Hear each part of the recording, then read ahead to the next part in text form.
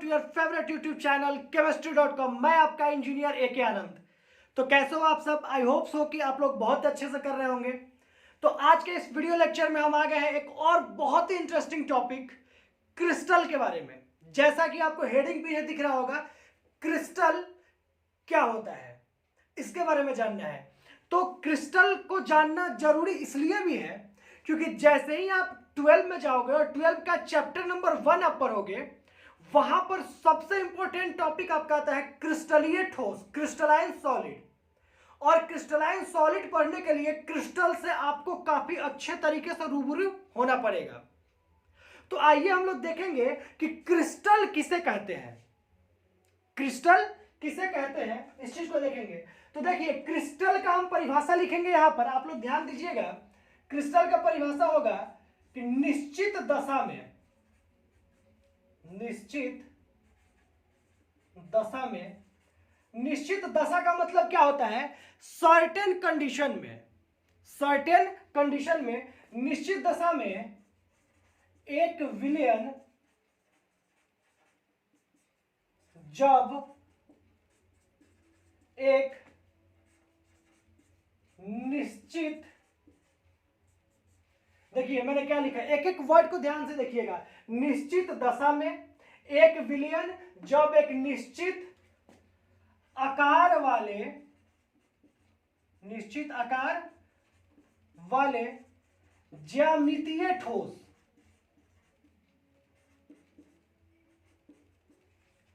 निश्चित दशा में एक विलयन जब एक निश्चित आकार वाले ज्यामितीय ठोस बनता है। क्या चीज बनता है? इसी को हम लोग क्या कहते हैं? क्रिस्टल कहते हैं। निश्चित दशा में एक विलयन जब एक निश्चित आकार वाले ज्यामितीय ठोस बनता है, इसे ही हम लोग क्रिस्टल कहते हैं। क्लियर है? कोई दिक्कत किसी को? कोई दिक्कत नहीं है। क्लियर है? तो देखिए, होता क्या है कि मान लीजिए कि कोई विलयन है। अब आप लोग क्लास 7-8 में क्रिस्टलीकरण पढ़े होंगे। क्रिस्टलीकरण क्या होता है? तो क्रिस्टलीकरण वह प्रोसेस है जिसके द्वारा नमक बनाया जाता है। हमें पता है कि नमक का सबसे बड़ा स्रोत क्या है? हमारा समुद्री जल है। अब समुद्र का जल वेपराइज होता है, वेपराइज होकर क्या बनाता है? जब उसके वेपर का ठोस आकार में हम लोग परिवर्तित कर देते हैं, ठोस अवस्था में, वही क्या होता है? नमक होता है। लेकिन वह नमक क्या होता है? अशुद्ध होता है।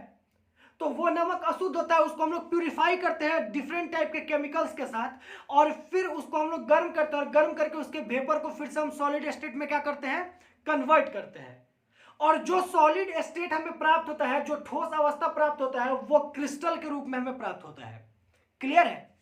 तो अगर हम क्रिस्टल की एग्जाम्पल की बात करें, किसकी बात करेंगे? एग्जाम्पल की बात करेंगे। तो एग्जाम्पल हम क्या ले सकते हैं? चीनी ले सकते हैं। चीनी भी क्या है? हमारा एक क्रिस्टल है। हम बात करेंगे नमक की, नमक भी क्या है? हमारा एक प्रकार का क्रिस्टल है। हम बात करेंगे क्वार्ट्ज की, किसकी बात करेंगे? क्वार्ट्ज की। यह भी क्या है? एक प्रकार का क्रिस्टल है, etc एक्सेट्रा। क्लियर है? कोई दिक्कत? कोई दिक्कत नहीं है। अब देखिए, आप अगर क्रिस्टल को चाहे तो दूसरे लैंग्वेज में भी आप क्या कर सकते हैं? इसको अच्छे तरीके से डिफाइन कर सकते हैं। कैसे डिफाइन कर सकते हैं? देखिए, कोई भी विलयन, किसी भी पदार्थ का गर्म विलयन लो, तो आप इसको डिफाइन कैसे करोगे? किसी भी पदार्थ के गर्म विलयन को धीरे धीरे ठंडा करने पर वह एक निश्चित आकृति वाले ज्यामितीय ठोस में परिवर्तित हो जाता है, जिसे कि हम क्रिस्टल कहते हैं। अब इसका बहुत एक अच्छा एग्जांपल है। एग्जांपल क्या है कि आप एक ग्लास ले लो। क्या ले लो?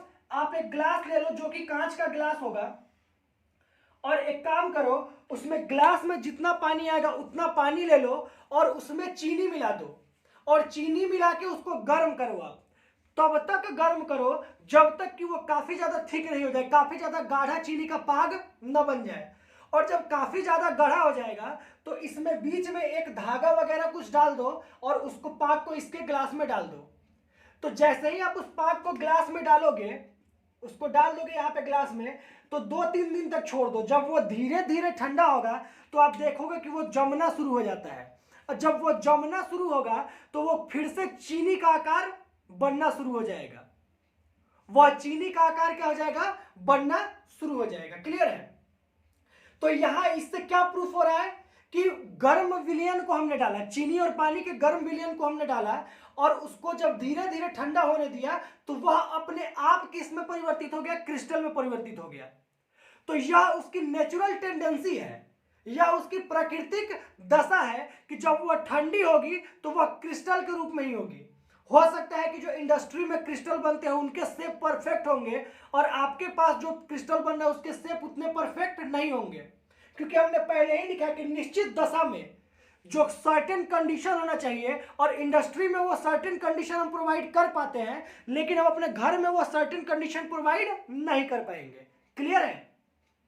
तो चीनी भी क्या है, एक प्रकार का क्रिस्टल है, नमक भी क्या है, एक प्रकार का क्रिस्टल है, क्वार्ट्ज भी क्या है, एक प्रकार का क्रिस्टल है। और मैंने उसका एग्जांपल बहुत अच्छा बता दिया। जो घर में, अरे जलेबी खाते हो आप लोग ठंडे के दिनों में या गर्मी के दिनों में, जलेबी लेके आओ और उसको आप, जलेबी में काफी ज्यादा चीनी का रस लगा होगा, पाग लगा होगा, तो उसको क्या करना आप कि उसको फ्रिज में डाल दो। तो जब फ्रीजर में डाल दोगे, कल होकर उसको निकालोगे तो देखना चीनी के ऊपर में, वो जलेबी के ऊपर में चीनी का जो रस होता है, जो पाग होता है, वो क्या होता है, जम जाता है और वो चीनी टाइप का ही दिखेगा। वो भी क्या हमारा क्रिस्टल ही तो है। पहले वो सॉल्यूशन के रूप में था उसके जलेबी के ऊपर, लेकिन जैसे ही वो ठंडा हुआ क्रिस्टल में बदलना क्या हो गया, शुरू हो गया। क्लियर है? तो क्रिस्टल क्या है, किसी भी पदार्थ के विलयन को जब हम धीरे धीरे ठंडा करते हैं तो एक निश्चित दशा में वह अपने आप किसके रूप में परिवर्तित हो जाती है, निश्चित आकार वाले ज्यामितीय ठोस के रूप में। और जो पदार्थ का विलयन निश्चित आकार के ज्यामितीय ठोस में परिवर्तित हो जाए उसी को हम लोग क्या कहेंगे, क्रिस्टल कहेंगे। क्या कहेंगे, क्रिस्टल कहेंगे। क्लियर है? किसी को कोई दिक्कत? कोई दिक्कत नहीं है। दूसरी बात, इंपॉर्टेंट बात यह है कि किसी भी पदार्थ के विलयन का क्रिस्टल बनना या किसी भी पदार्थ का क्रिस्टल बनना दो बातों पर निर्भर करता है। एक तो उस पदार्थ की प्रकृति पर कि उस पदार्थ का नेचर क्या है, और दूसरा कंडीशन कैसा है। कंडीशन उसके लिए परफेक्ट चाहिए, कंडीशन अगर परफेक्ट नहीं होगा तो वो नहीं बनाएगा क्रिस्टल। क्लियर है? कोई दिक्कत? कोई दिक्कत नहीं है।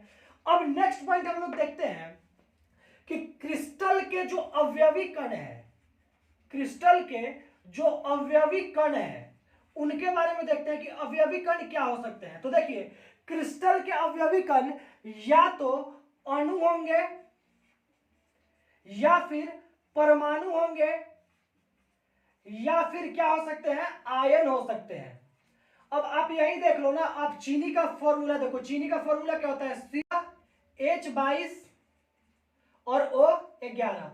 नमक का क्या होता है हमारा, NaCl।